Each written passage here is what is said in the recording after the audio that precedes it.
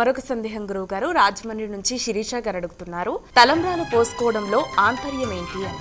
ఒక సినిమా పాట ఉంది, శ్రీకారం చుట్టుకుంది పెళ్లి పుస్తకం అన్నట్లుగా అందంగా ఆకర్షణీయంగా ఉంటుంది. వివాహమైన తర్వాత ఆ పెళ్లి వేడుకలను తీసేటటువంటి వీడియోలలో ఇటువంటి పాటలే జతపరుస్తూ ఉంటారు. ప్రపంచానికి ప్రదర్శించే నిమిత్తమే తయారు చేసే ఏర్పాట్లలో తనమునకలవుతున్న యువతరం ఈ వివాహ వేడుకలలో ఉండేటటువంటి ప్రధానమైన మూల సూత్రాలు, ఇరువురి మనస్సులను ఒకటి చేసే నిమిత్తమే ఉండేటటువంటి వివిధ ఘట్టాలు, వాటికి ఉండేటటువంటి మంత్ర బలం, ప్రాశస్త్యం ఇది మర్చిపోతున్నారు. సుముహూర్తం కంటే పూర్వం కొన్ని ప్రాంతాలలో ప్రాంతీయ ఆచారాలకు లోబడి కన్యాదానం ముందు చేస్తూ ఉంటారు. కన్యని దానం చేసిన అనంతరమే సుముహూర్తం అని కొన్ని ప్రమాణాలు, సుముహూర్తం అయిన తరువాత కన్యాదానం అని మరికొన్ని ప్రమాణాలు, వివిధ రూపాలలో ప్రాంతీయ ఆచారాలలో రెండు పద్ధతులు వ్యాపించే ఉన్నాయి. ప్రశ్న అక్షతారోపణ గురించి కాబట్టి, క్షతము అంటే అయిపోవునది, నశించున్నది.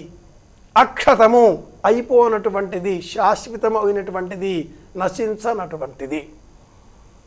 ఏదైనా ముచ్చట చెబితే మన వాళ్ళు ఏం చెప్తారు తల్లి? వడ్ల గింజలో బియ్యపు గింజ అంటారు. ఏముందండి వడ్లపు గింజలో బియ్యపు గింజ? ఆ వడ్ల గింజ వాటికి పైన పొట్టు ఉంటుంది. పొట్టు ఉన్నటువంటి వడ్ల గింజలో ఉండే బియ్యపు గింజకి మళ్ళీ పుట్టే అర్హత ఉంటుంది. విత్తనంగా వడ్ల గింజ భూమిలో పడితే మొలకెత్తుతుంది. ఆ పొట్టు తీసివేసిన తర్వాత వట్టి గింజ భూమిలో వేస్తే మొలకెత్తదు. ఇక్కడ ఈ అక్షతలు, తలంబ్రాలు, తలపైన పోసుకునే ప్రాలు, ప్రాలు అంటే బియ్యం. ప్రాంతాలలో ఆచారాలకు అనుకూలంగా కొందరు తెల్ల బియ్యం వినియోగిస్తారు, మరికొందరు పసుపు, కుంకుమ, నూనె కలిపిన, నెయ్యి కలిపినటువంటి అక్షింతలనే తలంబ్రాలుగా వినియోగిస్తారు. అందులో జొన్నలు, ముత్యాలు తప్పనిసరిగా వేయాలి. అంతేగాని రంగు చెంకీల పూసలు లేదా ఇంకేదో సున్నపు పూసలో లేదా సబ్బు నురగలు వచ్చే పూసలో ఇలాంటివన్నీ వేస్తున్నారు. ఉమ్మితో వివాహాన్ని అపవిత్రం చేస్తున్నారు. ఇలా పెడితే నన్నఖేనా అంటుంది శాస్త్రం. గోళ్లతో కూడదు. అలాగే నోటితో ముఖేన మృత్యుమాప్నోతి, మృత్యువు వస్తుంది. తెలియకుండా అందరూ ఒక ఫ్యాషన్తో వెళ్ళిపోతున్నారు. ఈ తలపైన పోసుకునే ప్రాలు బియ్యం కారణంగా వంశాభివృద్ధి కలగాలి. ఈ ఇద్దరికీ మోక్షం, కైవల్యం లభించాలి. ధర్మేచ అర్థేచ కామేచ త్రయైషాః అనేటటువంటి సంకల్పంతో నాతి చరితవ్య అనే వాగ్దానం చేసిన అనంతరం ఆ అబ్బాయి పైన అమ్మాయి తలంబ్రాలు పోస్తుంది.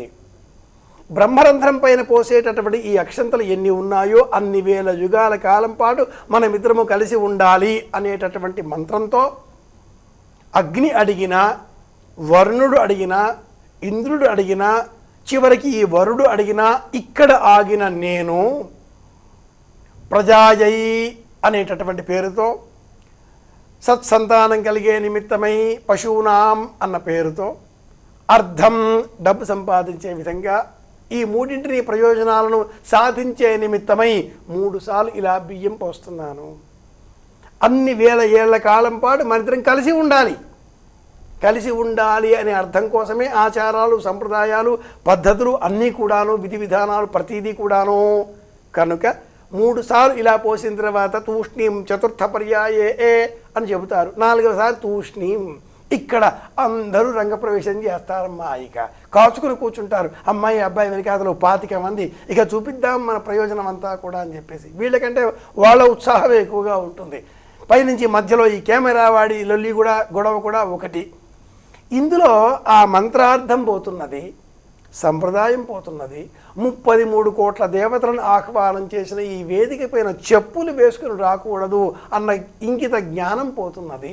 అన్నీ మర్చిపోయి ఏదో వేళాకోళంగా, ఏదో సినిమా కోసం అన్నట్లుగా నటిస్తూ వీళ్ళు పెళ్లి చేసుకుంటున్నారు. నటిస్తూ అందరూ అక్షింతలు వేస్తున్నారు. పెళ్ళి ఎలా జరిగింది అని చూడదు ఈ లోకం. భోజనాలు ఏం పెడుతున్నారు అని ప్రయత్నం చేస్తుంటుంది. కనుక నటిస్తూ మాట్లాడతారు. అన్నీ ప్లాస్టిక్ నవ్వులు ఉంటాయి. వివాహ మంటపం అంతా ప్లాస్టిక్ పూలతో ఉంటుంది. ప్రపంచమంతా ప్లాస్టిక్ మయం. వేసుకునే అక్షంతలు కూడా ప్లాస్టిక్ పూలమయం. ఈ కారణం చేత సహజత్వం లేకపోవడంతో ప్రయోజనం, వైదిక ప్రయోజనం, దాంపత్య ధర్మం అది చిన్నాభిన్నం అవుతున్నది. అక్షింతలు ఎందుకు? సంపద కోసం, సంతానం కోసం, ధర్మ నిర్వహణ కోసం. అవే తలంబ్రాలు, తలపైన పోసుకునే బియ్యం. కడప, కర్నూలు జిల్లాలో ఓ మాట ఉంది, అమ్మాయి కూతురిని ఎప్పుడైనా పెద్దవాళ్ళు కోప్పడాలి అంటే పిల్లలెత్తిన వాన గురవ అని తిట్టేవారు. ఇదేమి తిట్టు? పిల్లలెత్తిన వాన గురవ. కొన్ని ప్రాంతాలలో అమ్మాయి పెళ్లి కాకంటే పూర్వం 8 ఏళ్ళో 10 ఏళ్ళో ఉన్నప్పుడు తల్లి చేటలో పోసిన బియ్యం ఇలా చెరుగుతూ ఉంటే 2 బియ్యం ఇలా నవిలేది. బియ్యం నవ్వులుతావా, పెళ్ళిలో వాన కురుస్తుంది అనేటటువంటి వాళ్ళు కూడా. పిల్లలెత్తిన వాన కురవ అంటే వాన వలె, వర్షం వలె అమ్మాయి నెత్తిలో తలంబ్రాలు పడాలి. పిల్లలెత్తిలో 4 అక్షింతలు పడితే బుద్ధి కుదురుతుంది, తెలిసి వస్తుంది అనేవారు. కోపం వస్తే ఉండు నీ పెళ్లి చేస్తా అనేవాళ్ళు. పెళ్ళి అంటే అదేమో సంతోషమా, కట్టుతో పెళ్ళి అనేవాళ్ళు కూడా. రకరకాల అర్థాలు లేవు కనుక తలంబ్రాలు ఇంత అర్థం కలిసి ఉంచే నిమిత్తమే ఏర్పాటు చేసిన సంప్రదాయం. వేళాకోవడం కూడా కావచ్చు గాక, ప్రతి మాట వెనుక ఇంత అర్థం ఉంది. మరొక సందేహం గురువు గారు, హైదరాబాద్ నుంచి లక్ష్మి గారు అడుగుతున్నారు, పెళ్లిలో మంగళసూత్రం కట్టడంలో పరమార్థం ఏంటి తెలియచేయండి అని. ఇది కూడా అనేకులు చర్చించారు, చర్చిస్తున్నారు, చర్చిస్తారు. భర్త చల్లగా ఉండాలి అనేటటువంటి సంకల్పంతో మహిళలు ఈనాటి కాలంలో మంగళసూత్రాన్ని ఫ్రిడ్జ్లో కూడా పెడుతుంటారు, అప్పుడప్పుడు గోడకు వేస్తుంటారు. మెడ అంతా దురద అన్నట్లుగా. దురద భర్తతో, దురద సంసారంతో, కాపురంలో రకరకాల పదార్థాలకి ఈనాడు తాళి ఎగతాళిగా మారిపోయింది.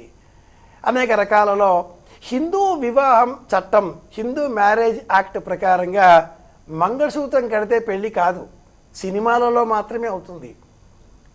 ఇండియన్ మ్యారేజ్ యాక్ట్ ప్రకారంగా సప్తపది నడవాలి, జీలకర్ర బెల్లం ఉండాలి, అయితేనే పెళ్ళి అయినట్టు. మర్కంటైల వాణిజ్య వ్యాపార శాస్త్ర రంగంలో ఒక కేస్ స్టడీ ఒకటి ఉంటుంది. ఏదో వివాహంలో అబ్బాయి అమ్మాయి మెడలో తాళి కట్టాడు, ఆనక దురదృష్టం వెళ్ళిపోయాడు. చాలా ధనవంతుడు కావడంతో అమ్మాయి ఆ డబ్బంతా నాదే అంటూ వ్యాజ్యం వేసింది. చట్టం ఈ పెళ్లిని అంగీకరించలేదు. తాళి కట్టినంత మాత్రాన వివాహం అయినట్టు కాదు అంటూ కేసును కోర్టు కొట్టివేసింది. సప్తపది కావాలి, నల్ల పూసలు ఉండాలి, 7 అడుగులు కలిసి నడవాలి. సఖా సప్తపదాభవ సఖాయౌ సప్తపదాభూవ. మరి తాళెందుకు? తాళి కట్టడం ఎందుకు వచ్చేసింది? వివాహం తంతు క్రియాకలాపం మొత్తం మీద ఈ మంగళసూత్రం కట్టే సమయంలో మాత్రమే శ్లోకం చెబుతారు. మిగతా అన్నింటికి మంత్రాలు ఉంటాయి. ఒక్క ఈ మంగళసూత్రానికే శ్లోకం. మాంగళ్యతంతునానేన మమ జీవన హేతున. తంతు అంటే దారం.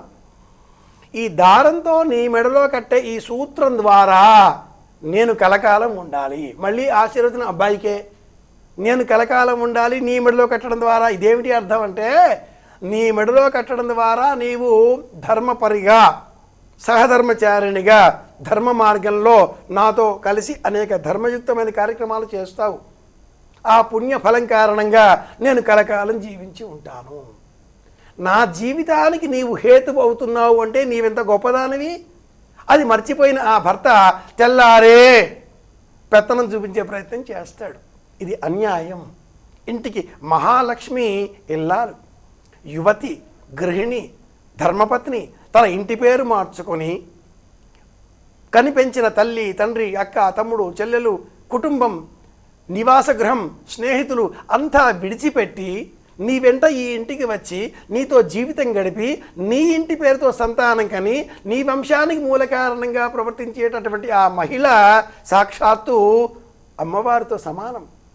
అంత గౌరవించాలి, నెత్తిన పెట్టుకుని ఊరేగాలి. అది మర్చిపోయి ఈనాటి కాలంలో తెల్లారే పెత్తనం చేస్తున్నారు. అలా చేసే నిమిత్తమై మంగళసూత్రం మెడలో కట్టేస్తే, పశువుకు కడితే అదేదో తాడు, నడుముకు కడితే మొలతాడు, మెడలో కడితే అదేదో, ఇలా కడితే పడతాడు. సినిమాల్లో కూడా మనం మాట్లాడుకుంటూ ఉంటాం. ఇలా తాడు కడితే పడతాడు అంటుంది కథానాయిక. ఏదో తేనేం, ఎలా చేస్తేనేం. కానీ మంగళ సూత్రమునెంత మది నమ్మినదో. పోతనామాచుల వారు భాగవతంలో పార్వతీదేవితో కలిసినటువంటి దేవతలంతా కూడా, ఏమమ్మా మీ వారు అక్కడ విషం తాగుతున్నారు, దేవతలు రాక్షసులు హాలాహలం వచ్చింది సముద్రాన్ని చిలుకుతూ ఉంటే ఆ హాలాహలం విషాన్ని మీ వారికి ఇచ్చారు, ఆయన తాగుతున్నాడు పాపం బోళాశంకరుడు అని చెబితే పార్వతీదేవి ఏం పర్వాలేదు తాగనివ్వండి, మా ఆయన మహాదేవుడు నాకు తెలుసు, మంగళసూత్రాన్ని ఎంత నమ్మిందో అని పోతనామాచుల వారు ఈ శబ్దాన్ని మనకు అక్కడ చూపిస్తారు. లలితా సహస్ర నామావళిలో కూడా కామేశబద్ధ మాంగళ్య సూత్రశోభిత కంధరా, కామేశ్వరుని చేత మెడలో మాంగళ్యమును అలంకరింపజేసుకున్న ఆ జగజ్జనని ఎంత ఆనందంగా ఉన్నదో అలాంటి వరం నాకు ప్రసాదించాలి అంటూ ఆ తల్లికి మనం నమస్కారం చేస్తాం. లలితా సహస్రనామావళిలో కామేశబద్ధ మాంగళ్య సూత్రశోభిత కంధర మాంగళ్యం. ఇలాంటి ఆ మంగళసూత్రాన్ని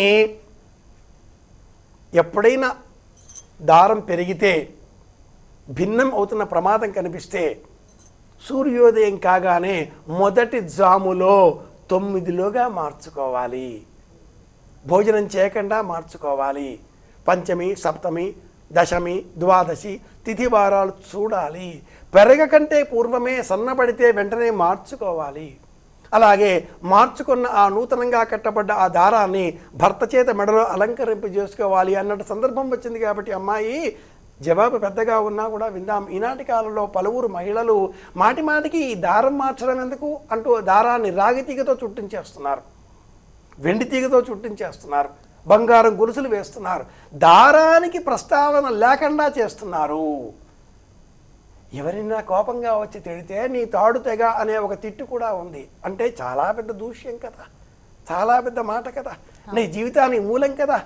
కాబట్టి దారమే లేకుండా తాడుతో కాకుండా అంతా రాగిమయం, ఇత్తడిమయం, వెండిమయం చేసుకుంటే అలా కూడదు, దారమే వినియోగించాలి. సూత్రం కదా, మర్చిపోతే ఎలా? పగడము, ముత్యము, చంద్రుడు కుజుడు ప్రతీకాత్మకంగా అందులో కూర్చుకొని మెడలో వేసుకొని ఒక పవిత్ర భావన, కంటికి కాటుక, నుదుట బొట్టు, చేతికి గాజులు, శిరస్సులో పువ్వులు, కాలికి పసుపు, మెడలో మంగళసూత్రం, లక్షణమైన ఈ రూపంతో ఉండే మహిళ కనిపిస్తే ఎవరైనా కూడా 2 చేతులు జోడించి నమస్కరిస్తారు, అంతేగాని అల్లరి చిల్లరిగా చూడరు కదా. ఈ సంప్రదాయంలోంచే తాళి ఇంత పవిత్రమైనది అన్న భావన ఉద్భవించింది. తాపీ ధర్మారావు అనే మహానుభావుడు పెళ్ళి పుట్టుపూర్వోత్తరాలు అనే గ్రంథం కూడా రాసి ఉన్నాడు. అనేక వివరాలు ఆ గ్రంథం ద్వారా కూడా తెలుసుకోవచ్చు. ప్రేక్షకుల సందేహాలకు శాస్త్రీయపరమైన సమాధానాలు తెలియజేశారు గురువుగారు, ధన్యవాదాలు. కృష్ణార్పణం. వీక్షించారుగా ఇది ఇవాల్టి ధర్మ సందేహాలు కార్యక్రమం. మరో కార్యక్రమంతో మళ్ళీ కలుద్దాం. అంతవరకు సెలవు.